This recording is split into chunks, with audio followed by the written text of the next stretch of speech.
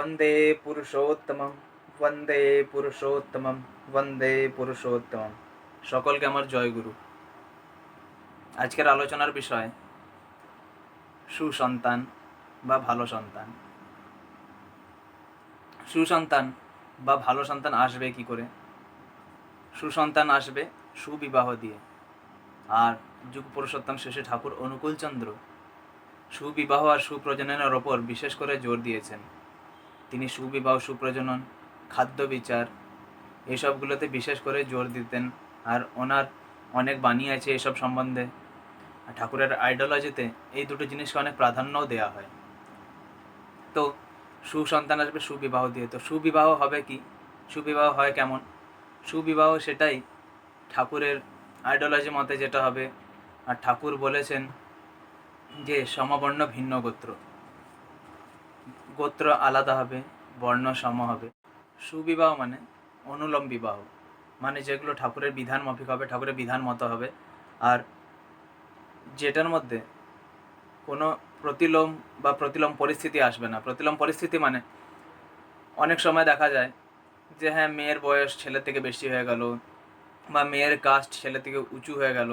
তো সেই সব জিনিসগুলো যদি হয় তো সেটা সুবিবাহ হবে না। সুবিবাহ ঠাকুর বলেন যে সবসময় ছেলেরা হবে মেয়েদের থেকে বয়সে বড়। ছেলেরা মেয়েদের থেকে বয়সে বড় হলে কি হয়? ছেলেরা মেয়েদের থেকে বয়সে বড় এই জন্য হয় কারণ স্ত্রী যে মেয়েরা তারা হয় স্বামী কেন্দ্রিক। তো তাদের জন্য ঠাকুর নারী নীতি দিয়ে গেছেন আমাদের মায়েদের উদ্দেশ্যে। ঠাকুর বিশেষ করে বলেন মায়েদের প্রধান কর্তব্যই হচ্ছেন স্বামী সেবা। তো স্বামী সেবা, তো স্বামীকে ওনারা কেন্দ্র করে চলবেন, ওনার স্বামীকেই মানবেন, ওনাদের যেন যথাসর্বস্ব স্বামী হয়। ঠাকুর তো জীবন স্বামী আছেনই, আর তারা যেন নিজের স্বামীকে সব কিছু মানেন। তো স্ত্রী চলবে স্বামীকে দেখে, স্বামীকে কেন্দ্র করে, আর স্বামী চলবে নিজের আদর্শকে কেন্দ্র করে, নিজের ইষ্টকে কেন্দ্র করে। আমাদের ইষ্ট, আমাদের কেন্দ্র হচ্ছেন ঠাকুর। তো যদি স্বামী ইষ্টকেন্দ্রিক হয় আর স্ত্রী হয় স্বামী কেন্দ্রিক, তো সেটাই হবে ভালো বিবাহ, সেটা হবে সুবিবাহ। তার হিসাব রাখতে হবে যেন বিবাহতে প্রতিলোম না আসে, অনুলোম বিবাহ করতে হবে। যদি অনুলোম বিবাহ হয় তবে আসবে সুসন্তান। আর যদি বিবাহটা প্রতিলোম হয় তা ঠাকুর আহ্বান ধ্বনিতে বলেই গেছেন প্রতিলোমে কুয়ের জনম, রাষ্ট্র সমাজ জাতির জম। তো এ বিবাহ নিয়ে পরে বলা যাবে। এবার আসে ভালো সন্তানে। যখন ভালো বিবাহ হবে তখনই আসবে ভালো সন্তান। আর ভালো সন্তান নিজে থেকে তৈরি হয়ে আসে না, সেটাকে তৈরি করতে হবে। আর সেটা তৈরি করা হচ্ছে মা বাবাদের কর্তব্য, মা বাবাদের করণীয়। কারণ ঠাকুর সেই আহ্বান ধ্বনিতেই বলেছেন অভ্যেস ব্যবহার যেমন তর, সন্তান পাবি তেমন তর। মায়েদের বা পিতাদের, মা বাবার যেমন আচার আচরণ হবে, যেমন বাক্য ব্যবহার হবে, যেমন চাল চলন হবে, তাদের ছেলে বা তাদের সন্তান সন্ততিও সেই রকমই ব্যবহার গ্রহণ করবেন, আর তেনারাও সেই রকম ব্যবহারই করবেন। মা বাবার যদি চাল চলন ঠিক নেই, মা বাবার যদি আচার ব্যবহার ঠিক নেই, তাহলে সন্তান কখনোই ভালো হতে পারে না। তার জন্যই যদি ভালো সন্তান বা সুসন্তান লাভ করতেই হয়, যদি ছেলে পুলেকে ভালো মানুষ করতেই হয়, তাহলে আগে মা বাবাকে ভালো হতে লাগবে। যেমন আমরা অনেক সময় একটা গল্প শুনেই থাকি যে কেউ ঠাকুরকে জিজ্ঞেস করেছিলেন যে হ্যাঁ, ভারতবর্ষেই কেন এত মহান মহান পুরুষের জন্ম হয়?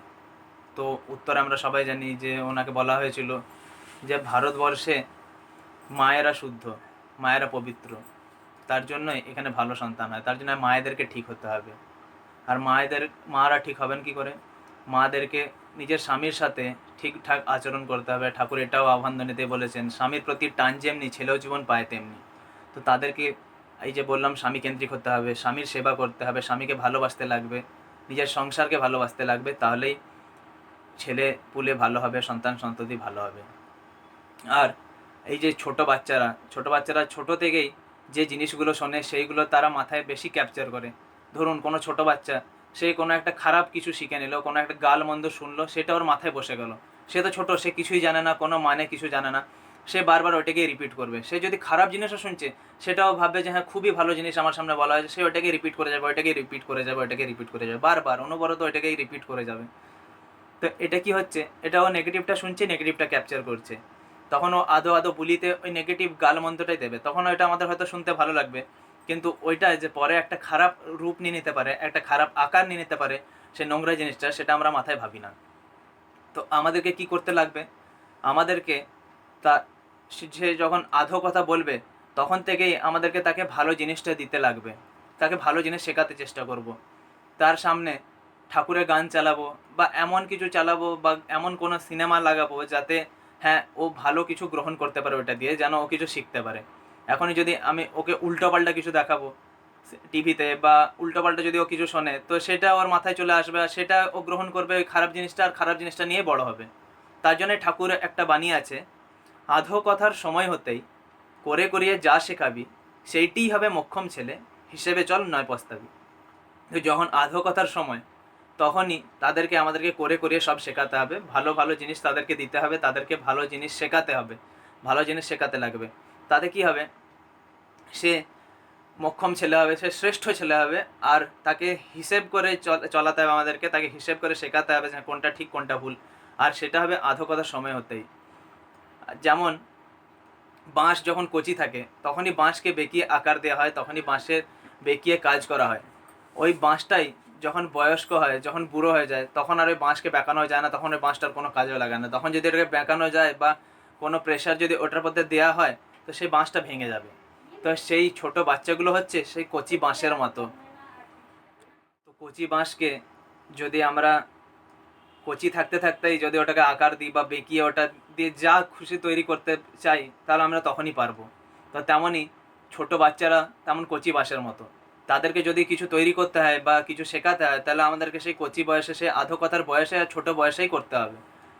যদি সে বড় হয়ে যায় তখন আমাদের জন্য সেটা মুশকিল ব্যাপার, যে তাকে যদি নতুন করে কিছু শেখানো হয় বা নতুন কিছু শেখাতে চাই, তখন সেটাও গ্রহণ করতে পারবে না বা শিখতে চাইবে না। তার জন্যই ঠাকুর বলেন 5 বছরের নাম 12 বয়সে দীক্ষা।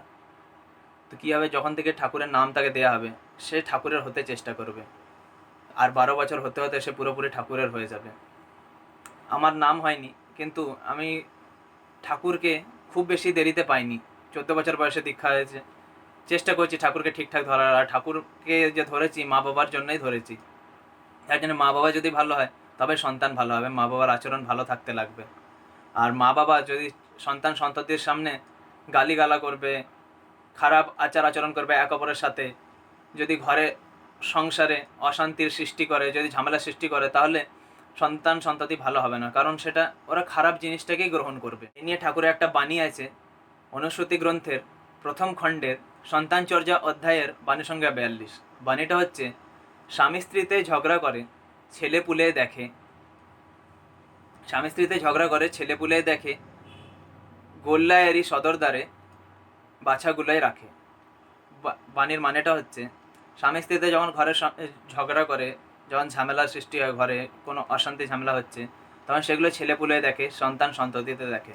তো সেই যখন বাচ্চারা দেখছে সেই জিনিসটা, তাদের মনে একটা নেগেটিভ ইম্প্যাক্ট হচ্ছে, একটা নেতিবাচক মনোভাব চলে আসছে যে হ্যাঁ মা বাবা ঝগড়া করছে। তো ওদের মাথায় কেমন একটা ভাব চলে আসে, কেমন একটা চিন্তা দুশ্চিন্তা আসে, মনে শান্তি থাকে না যে হ্যাঁ মা বাবা ঝগড়া করছে এরকম। ওরা জানে না ওরা কার কাছে কি বলবে, তো সেটা গ্রহণ করে ওরা, সেটা ওদের মাথায় ঘুরতে থাকে ঘুরতে থাকে ঘুরতে থাকে।